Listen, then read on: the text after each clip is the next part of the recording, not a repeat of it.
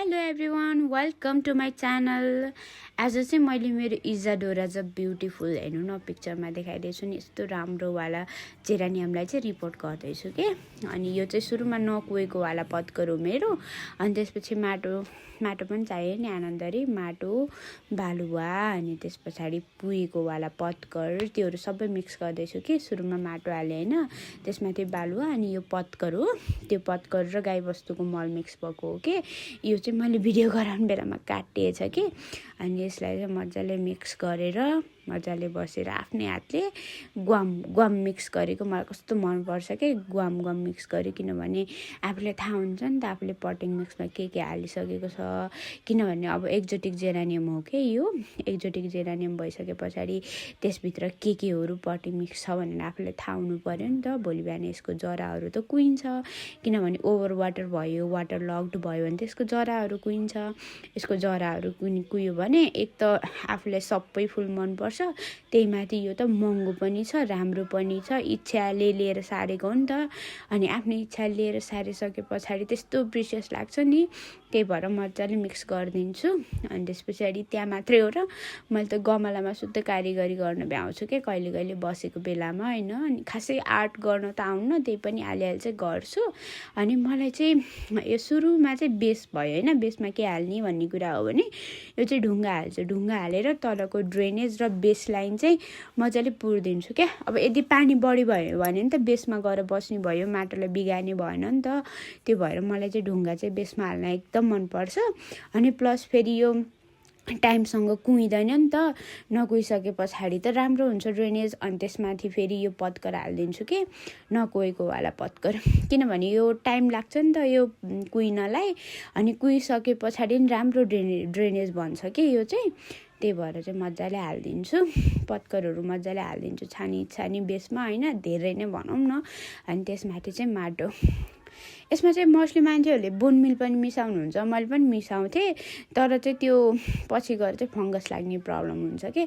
Fungicide त हालिन्छ, तर हरेक हप्ता फङ्गिसाइड हाल्न त त्यस्तै हुन्छ नि त। अनि त्यही भएर अनि यो चाहिँ मेरो इजाडोरा हो कि, हेर्नु न कस्तो हेल्दी छ है। यस्तो राम्रो फुल्छ नि है, बबालै फुल्छ। मेरोमा त फुले छैन, अब फुल्ने तयारीमै हो भनौँ न। अब सार्दियो भने मजाले कोपिला लाग्छ, किनभने यो सिजन हो नि त। त्यही भएर यसलाई हल्का हातले हल्का ट्याप गर्दै निकालेँ कि, किनभने सेन्सिटिभ हुन्छ नि त। जरासरा खासै हल्लाउनु हुन्न कि। यसको हेर्नु न कस्तो मजाले डेभलप भइसकेछ। तल गएर रुट बाउन्ड भइसक्यो कि। त्यही भएर मजाले एकदम केयरफुल्ली यसको रुटहरूलाई नभाँचिकन, किनभने यसले इन्फेक्सन झ्याप्प समातिहाल्छ कि।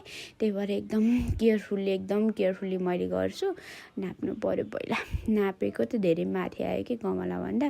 त्यही भएर थोरै स्पेस खन्दैछु। अनि यसलाई चाहिँ मजाले मिलाएर राखिदिन्छु क्या।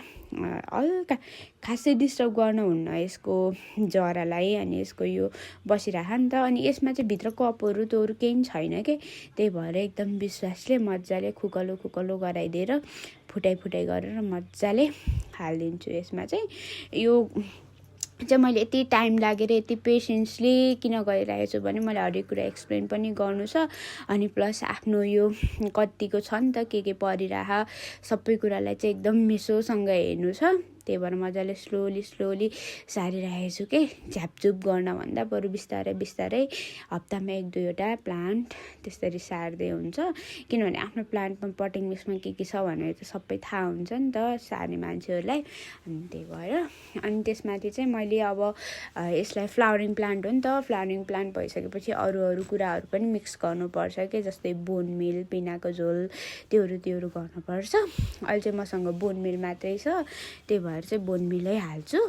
तर त्यो बोनमिल चाहिँ तल हाल्दिनँ के, अलि माथि यस्तो हेरेको त बिचमा पो परेछ क्या। त्यही भएर यसलाई अलिकति उछालेर यता साइडमा सार्दिएँ।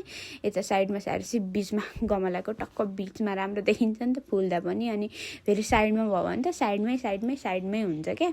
अनि त्यही भएर यतापट्टि सारेँ। अनि यो मजाले अब यसलाई माटोहरू पुग्यो होइन, माटोहरू पुगिसके पछाडि अब बोनमिल हाल्नु पर्यो।